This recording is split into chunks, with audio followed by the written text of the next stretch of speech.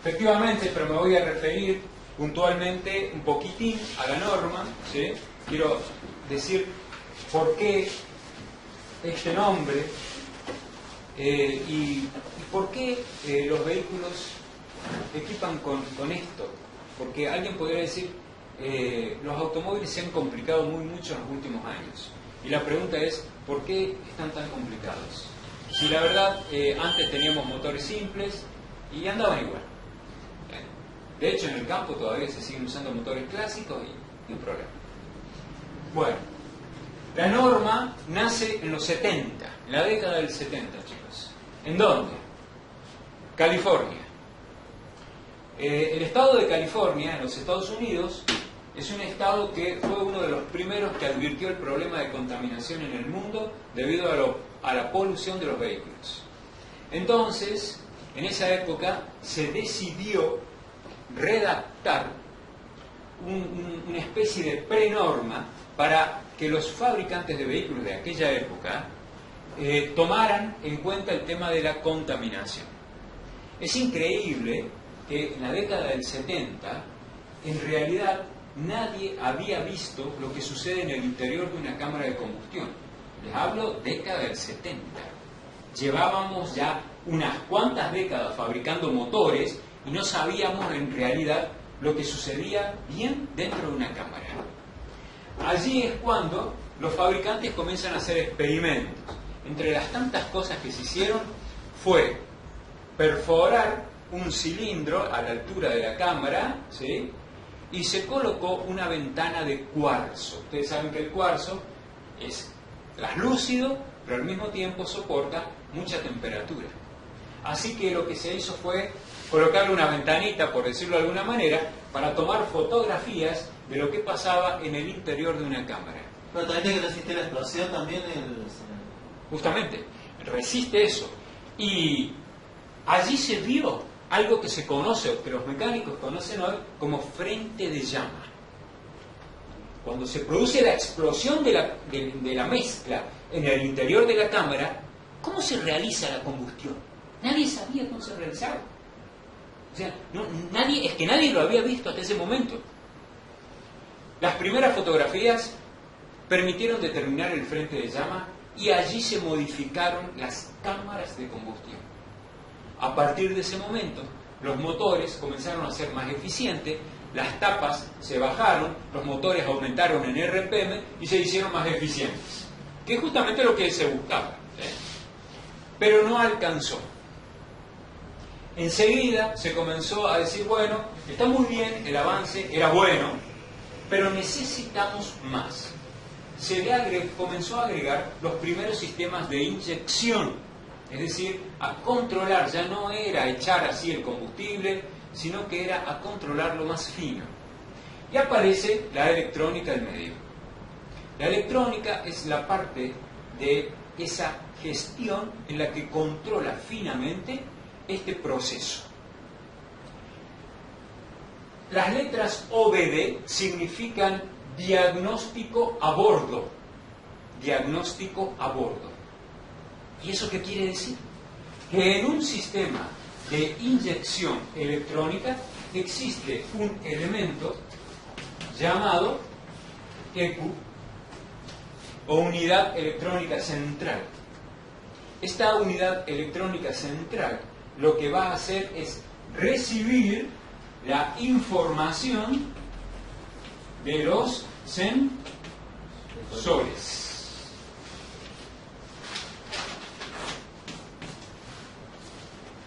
Recibe la información de los sensores, pero también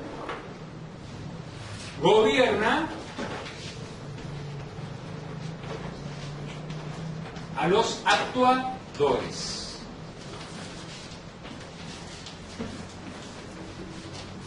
Así que tenemos dos grupos de dispositivos, sensores y actuadores, y en el medio esta computadora que gestiona el funcionamiento del motor a explosión.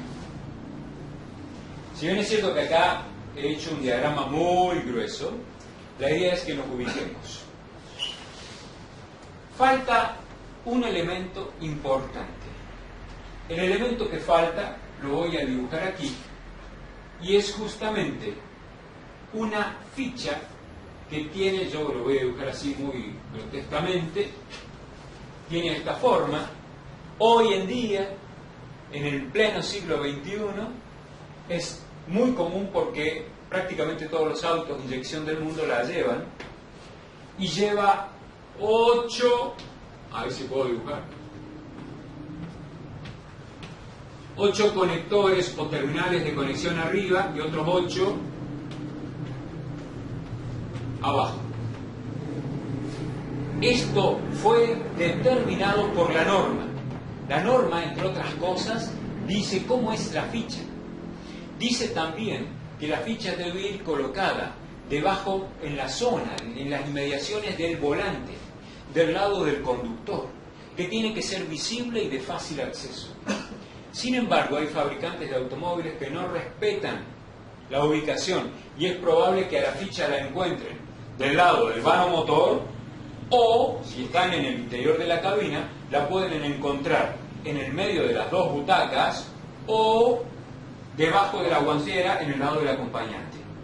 O sea, miren los lugares insólitos donde ponen la ficha, no respetan la norma. Sin embargo, hoy en día casi todos los fabricantes respetan, y es muy común encontrar la ficha OBD2 al lado de la pedalera o en la caja de fusibles interna del vehículo. Son dos lugares que es lo primero que tienen que mirar. Una vez que ustedes miraron, echaron ahí un vistazo, si no la ven ahí, bueno, busquen en esos lugares alternativos que les digo. Quiero advertirles algo. Hay fabricantes de automóviles que, aunque cumplen con la norma OBD2, no es posible diagnosticar todas las fallas desde esta ficha. Por ejemplo, en muchos vehículos Mercedes-Benz, el fabricante Mercedes-Benz sigue manteniendo su propia ficha, que por lo general está del lado vano motor, del lado derecho. La van a encontrar allí. Y ustedes van a decir, ¿pero y la ficha OBD2 está? Sí está. Está del lado interno, debajo del motor, debajo del volante, perdón. Pero, ¿cuál es el motivo entonces para tener dos fichas? Que con la ficha original Mercedes, que es circular de 20 pines, se puede diagnosticar absolutamente todo. Pero claro, hay que tener la maleta Mercedes. Pequeño detalle, ¿sí? Entonces, las fallas más comunes la van a tomar de acá. Las fallas que son más complejas y específicas de partes de Mercedes solamente a través de la toma de diagnóstico Mercedes. Ese, digamos que es 16 canales. 16 terminales es la ficha. Ahora, lo que sucede, Hernán, es que no todos estos terminales se usan. La norma, cuando se la escribió, contempló futuras partes que se le podían colocar a los vehículos, que ellos dijeron, no sabemos lo que le van a poner a los autos dentro de 20, 30, 40 o 50 años. Entonces se previó muchos terminales que en este momento no se usan para nada. Lo que yo sí les puedo decir, que todas las fichas OBD2 llevan un terminal que es 12 volts de batería y el otro masa. Todas. O sea que, y ustedes dirán, bueno, pero pasa por la llave. No, no pasa por la llave del llavero. Viene directo de la fusilera maestra. Entonces, ahí van a tener 12 volts directos. Por eso, el otro día, a Edgardo yo le decía, cuando se enchufó el escáner en tu auto, ustedes vieron que al enchufar el escáner hay un testigo que se enciende inmediatamente. No importa que no hayan puesto la llave, se va a encender. ¿Por qué? Porque la norma establece que dos terminales son 12 volts directos. Esa es una cosa importante. Esto es lo muy básico. Las fallas en general que a nosotros más nos interesan se dividen en dos grandes grupos. Los que se llaman fallas de potencia, es decir, de tracción. Todo lo que tenga que ver con motor y todo lo que tenga que ver con caja de marchas, en el caso de los vehículos con caja automática. Están contemplados por la norma y se diagnostican desde aquí. Todos los escáneres de hoy en día diagnostican esas fallas. En el caso tuyo del escáner que vos tenés, Rubén, habrás visto que la falla del código comienza con P, con la letra P? Bueno, porque se refiere justamente a powertrain, que es lo que sería todo el sistema de transmisión de movimiento, motor, caja, diferencial o el sistema que tengas, ¿sí?, de traccionar tu vehículo. Y luego viene el código. Sin embargo, los automóviles de hoy en día tienen una segunda parte que no tiene que ver con la gestión de la inyección y que tampoco tiene que ver con la parte de tracción. Y eso se conoce con el nombre de redes CAN. Redes CAN, antiguamente en la jerga mecánica se lo conocía como multiplexado, pero el nombre correcto es redes CAN. ¿Qué es una red CAN? Una red CAN, como el nombre lo indica, es una red de comunicaciones que hay dentro del auto. Todos los autos de hoy en día, al menos en parte, tienen una red de comunicación. ¿Cómo darme cuenta si el vehículo que tengo o el vehículo que el cliente me trajo tiene tecnología de red CAN o CAN bus? Muy fácil. Una de las formas sencillas es en el volante. Ejemplo, el Citroën C4. Habrán visto que el C4 tiene un montón de mandos en el volante. No sé si han subido alguna vez un C4, se habrán dado cuenta. Hoy en día, casi todos, no digo todos, pero la mayoría tienen mandos en el volante. Eso quiere decir que ese vehículo, al menos en parte, tiene una red de comunicaciones digital dentro del auto. Otro ejemplo típico: puerta con un montón de accesorios eléctricos en un vehículo del lado del conductor. Levanta cristales, espejo que me decías, Ariel, cierre centralizado. Eso es lo mínimo. Si alguna vez pueden desarmar la puerta, se van a encontrar con que pasan para el lado de la carrocería a lo sumo 4 cables. Y decimos, ¿cómo? 4 cables. Pero con este auto yo no puedo, desde acá de la butaca del conductor, no puedo gobernar los vidrios de todas las puertas, no puedo gobernar los espejos, el espejo del conductor, el espejo del acompañante. ¿Puedo hacer todo eso con 4 cables? En esos vehículos van a encontrar que 2 cables son de alimentación y hay otros 2 cables medio raros, por lo general de color naranja, con una bandita negra y que van trenzados. Esos cables trenzados de color naranja o amarillo corresponden a la red CAN. O sea que emiten una señal cada... Señal digital, Walter. Digital. No emiten, sino que transportan señales digitales. Sí. ¿Dónde más podemos encontrar dispositivos conectados a la red CAN? Faros de iluminación, tanto delanteros como posteriores. ¿Cómo darse cuenta? Fácil. De nuevo van a encontrar esos 2 cables naranja o amarillo que llegan allí. Vamos a poner un ejemplo típico. Faros traseros. Les cuento una pequeña anécdota. Hace unos cuantos años tuve una alumna. Estos cursos rara vez los toman mujeres. Sin embargo, esa vez llegó esta chica con el esposo y la hija, que en ese momento era un bebé.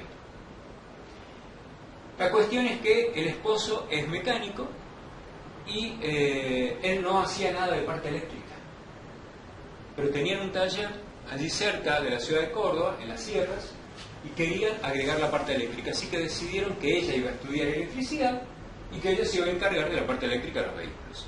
Y así fue. La chica no tenía idea, porque ella era diseñadora gráfica, así que me dice, yo de cable no tengo la menor idea.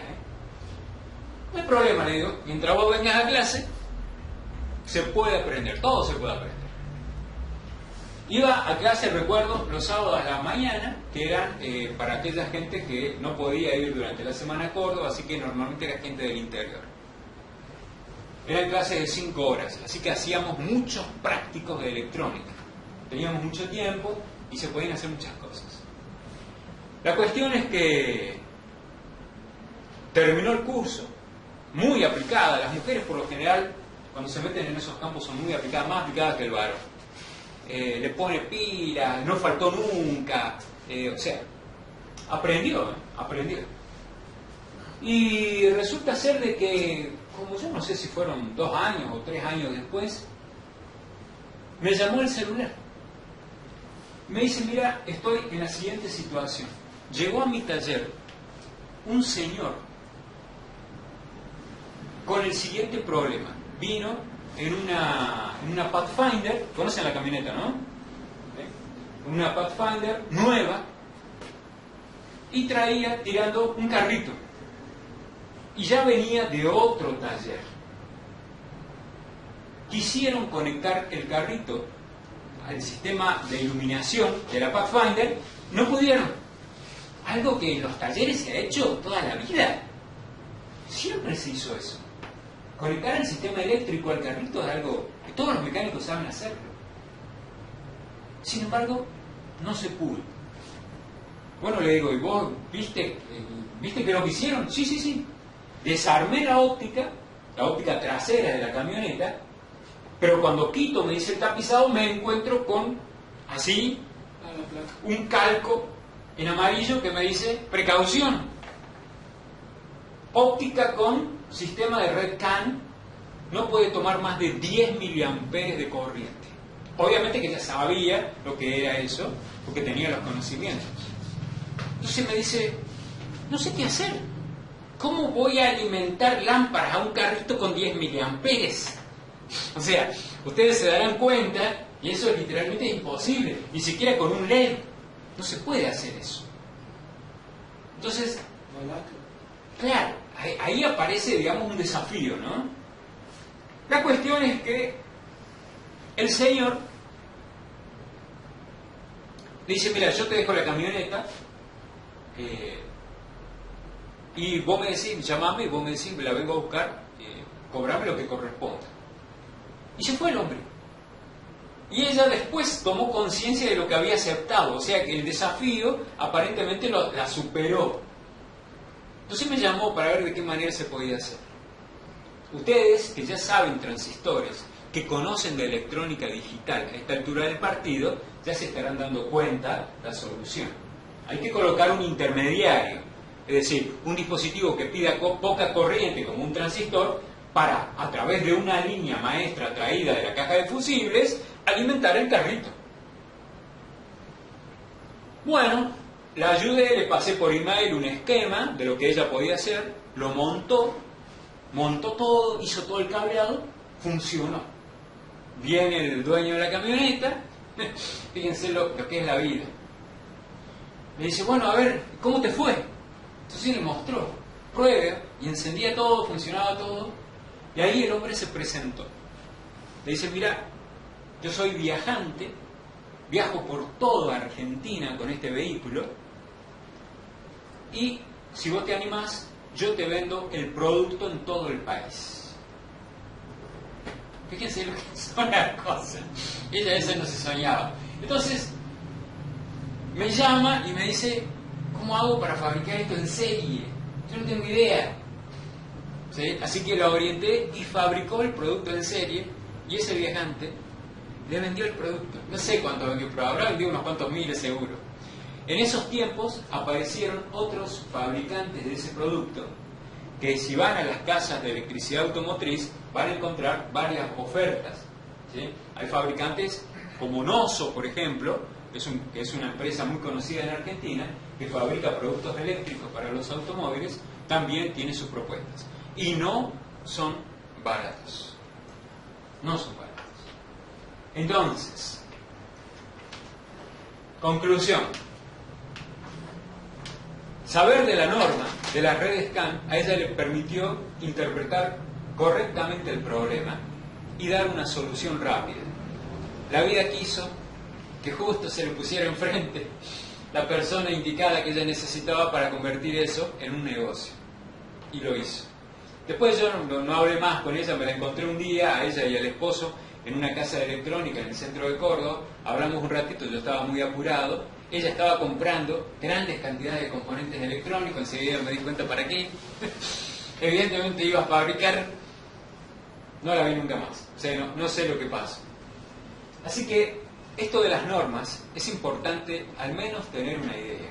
¿Sí? A esos cables, chicos, esos cables naranja o amarillo, no le pueden sacar corriente. ¿Ahí va la información? Sí va la información. ¿Puedo extraer la información? Sí se puede extraer la información. ¿Puedo colgar una lámpara? No se puede colgar una lámpara. Máxima capacidad en corriente 10 mA. Eso dice la norma. Y se tienen que ajustar a la norma. La norma también es muy elástica y permite colocar en la toma de diagnóstico una gran cantidad de lo que hoy conocemos como escáneres. Hay escáneres, vos Ariel estuviste averiguando, desde 700 pesos el LM327 hasta miles y miles, qué sé yo, como un Bosch. ¿Cuál es la diferencia? Bueno, yo hoy hablaba un ratito antes de que lleguen ustedes, hablaba con Edgardo. Esto que les voy a contar me lo han dicho mecánicos, por eso lo sé.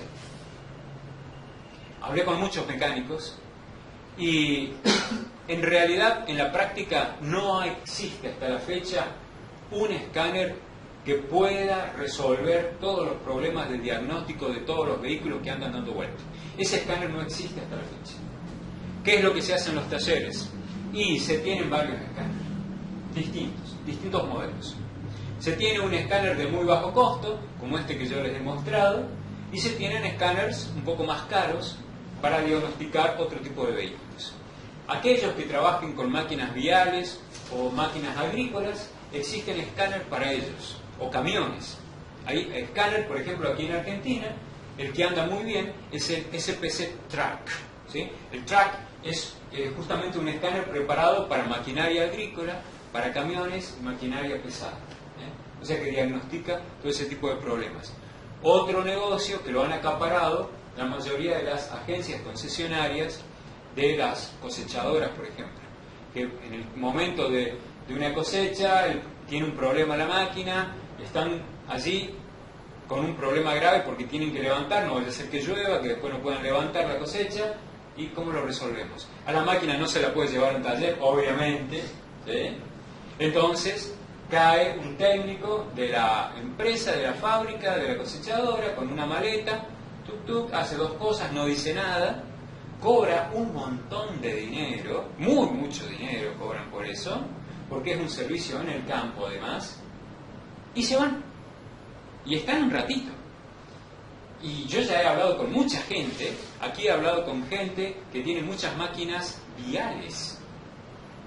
A comienzo de año hablé con una persona que tiene más de 30 máquinas de esas excavadoras, esas máquinas con trompo para el hormigón, muchos tipos de máquinas, y me contaba que se ha cansado de pagar fortunas para un servicio técnico que no es tan bueno. Y nunca puede saber cuál es el problema porque no le dicen el problema. Diagnostican, solucionan, cierran todo y se van. ¿Sí? Entonces la idea cuál es que ustedes achiquen esa brecha. Conociendo, tienen que conocer la norma.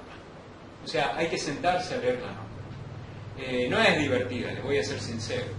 No es algo para leer un día sábado, no. Pero hay que sentarse y hacerlo. ¿Sí? Y leer luego manuales de los vehículos con los cuales van a trabajar. ¿Sí? Eso es importante. Tener los manuales a mano es clave. O sea, no esperen a ir a buscar el manual cuando tienen el auto con el problema en el taller. Cuando tienen el auto con el problema en el taller lo tienen que resolver. Ya salir a buscar información y averiguar muchas cosas, y ya no es tiempo de eso. El tiempo era antes, cuando hubo días en los que no tuvieron trabajo, llovió, qué sé yo, no hicieron nada, en vez de sentarse y tomar mate o comer bizcochos, qué sé yo, bueno, búsquense información, hablen con algún colega, ¿sí? Como esa página que nos dio usted, donde están todos los manuales. Correcto. Yo siempre recomiendo esa página porque aquí en Argentina, donde la información lamentablemente no es oficial, es probablemente la mayor fuente de información que he visto. Tómense un trabajito, yo lo hice en una época, me he sentado y he estado horas mirando todo lo que hay ahí pero el camino más fácil, se me ocurre muchas veces, es preguntarle directamente a este hombre: ¿tenés un manual con tal información? Y bueno, y si tienen la disponibilidad del dinero y a ustedes les parece que es un vehículo que frecuenta los talleres, cómprenla. Es una inversión, no es un gasto. Es una inversión que la van a recuperar rápido ustedes. Entonces, y después sentarse a mirar, a ver cómo viene la información, cómo interpreto. Al comienzo de los manuales, muchachos, en las primeras páginas, el fabricante del manual explica cómo se debe leer el manual, cómo se debe interpretar el manual. No es que es algo que le dan así y arreglate como puedas. No, no, no. Los manuales están muy bien diseñados. Entonces, ¿cómo debo leer esto? En las primeras páginas está perfectamente explicado. ¿Cómo que se llama la página donde entramos manuales? Se las escribo. A ver, se las escribo.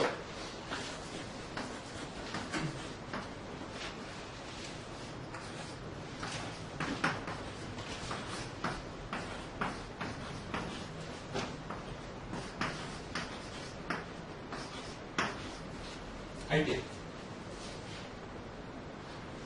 Podemos ingresar si les parece oportuno para que miren. Lo que hay ahí, les advierto, es una cantidad de osas, de manuales. Hay tanto de parte eléctrica como parte mecánica para aquellos que son mecánicos. O sea que fuente de información existe, ¿sí? Así que yo recomiendo esto. Yo sé, no es divertido mirar esto, pero hay que hacerlo, forma parte de la profesión. Buscar la información, saber dónde está, cómo viene presentada, cómo la debo interpretar, hay que hacerlo. Bueno, esto es simplemente una introducción al tema. Yo no los voy a aburrir con el tema de la norma, ¿sí? Simplemente quiero que se introduzcan y que sepan, nada más. No sé si tienen preguntas para hacer.